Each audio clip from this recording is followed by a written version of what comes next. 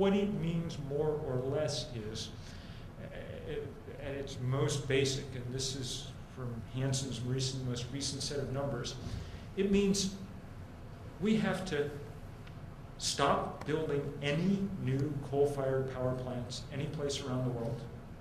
We have to phase out the use of coal, which is our biggest source of electric generation, in the next 20 years. And we have to not develop any of the kind of oil shale and tar sands and other kind of exotic sources for petroleum that we're now beginning to develop around the world. We have to do those things in addition to all the kind of obvious stuff about cars and whatever else, or we're never going to be able to get back to anything approaching a safe level. So that's the science. Let me talk about the politics for a little while, because that's where the story gets really depressing. You know, at least the scientists have figured out what we need to do and have told us. The political method is done nowhere near as well as the scientific method over the last 20 years. It served at least as much to obscure as to illuminate what it is that has to happen. And for convenience sake, one can sort of just look at the presidents who've been involved in this work over the years. The first president of the global warming era was the first President Bush, George Herbert Walker Bush. He was running for president in 1988 when we first started talking about what we then called the greenhouse effect. And when he was running for president that year, he probably said the most rhetorically bold thing that any president, American president, has said. He said, "We are going to solve the greenhouse effect with the White House effect. If you elect me, I will do the job." Which was a good line. It would have been nicer if he meant it, but at least it was good lip service. What he did mean, much more, was what he said 4 years later on the way to the world's first big environmental summit in Rio de Janeiro in 1992, a time of a certain amount of optimism because the world's leaders were converging to have this huge and powerful discussion. George Bush didn't really want to go, but his advisors told him he needed to because he was running for re-election. So he went, but on the plane on the way, he said something to reporters that I have heard quoted back to me 1,000 times in 1,000 different parts of this world. He said, "I'm going to this thing, but the American way of life is not up for negotiation." About as arrogant and dangerous a pronouncement as he could have made, but a very accurate one. Because in fact, for the 15 years since in American political history, that's exactly how we've behaved. Bill Clinton talked a good game about some of this stuff, but he did absolutely nothing. America's carbon emissions increased 15% during the 8 years of the Clinton administration. It was a disaster. And it became a worse disaster when George W. Bush was elected, because he didn't even say the right things about any of it. He was way behind his father in recognizing the seriousness of this problem, and he's basically prevented any kind of world action on this for 8 years that we didn't have to lose, and that historically will be one of his greatest legacies, the complete squandering of what may have been one of the last opportunities to deal with this situation. One of the reasons that there's been so little political progress on these questions, I think, is because there's been not enough of an organized movement to get something done.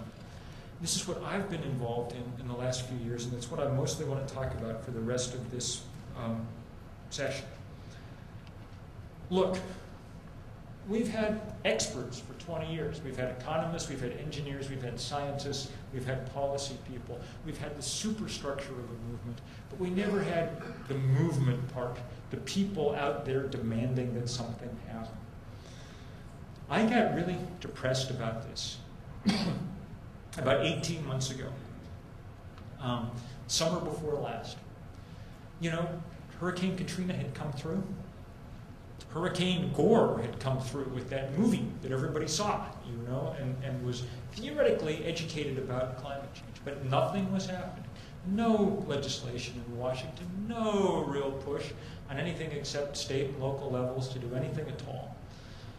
So with the help of people in this room, including especially my friend Rob Williams, we decided we'd try to do something. I decided we've got to have some kind of action, even if it doesn't really amount to much. I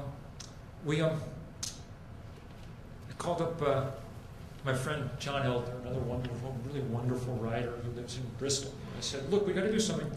Let's, you and I, we'll find a few more people. Let's walk up to Burlington, and we'll sit in on the steps of the federal building in Burlington, and we'll get arrested, and at least there'll be a little story in the Free Press, and we'll have done something. And so, he's a writer like me, equally clueless. Oh, okay, that's good, we'll do it. But somebody, happily, called up to the Burlington police to ask what would happen if we pulled off this intrepid stunt, and the police said nothing will happen. You can sit in as long as you like. We'll come visit you, The implication was we would need to burn down the federal building. And so we calculated the carbon emissions for that. And instead, we just, in the course of a couple of weeks, set up this sort of pilgrimage. We just sent out emails to everybody we knew. And there were people in this room who really helped, saying, come along and let's just take a walk. And we left from Ripton, from Robert Frost's old summer writing cabin up in Ripton, because we liked that most cliched of all high school English class poems about the road not taken. It seemed appropriate in this case. And we started walking, and we slept in fields at night and did programs in churches along the way and things. We walked right by here on the 5th day, and by that time there were 1,000 people walking, which, as you know, in Vermont is a scary large number of people to be doing anything at all. It was more than enough people that we were able to get all the candidates for federal office to come down to Lake Champlain for our final rally down at Battery Park. It was a great day. They all not only showed up, they all signed on to this pledge, where at the time was a very radical pledge that they would work to cut carbon emissions 80% by 2050. And it wasn't just the liberal. We were pretty sure that Bernie would sign this thing, bless his heart. But it wasn't just him. It was everybody. You remember Martha Rainville, the Adjutant General of National Guard, State National Guard, who was running for Congress and came quite close to winning.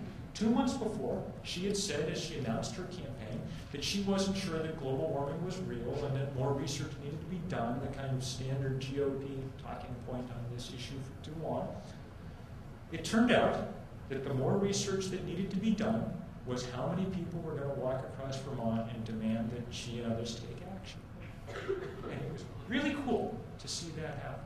And for me, it was especially good because it reminded me that I had allowed myself to become more cynical than was healthy about the state of our political system.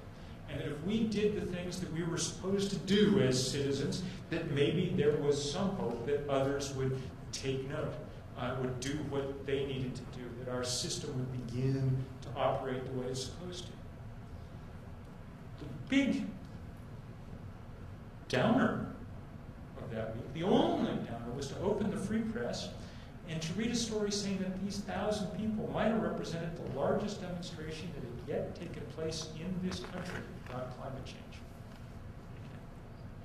Which was, this is the biggest problem we've ever faced. Nothing bigger.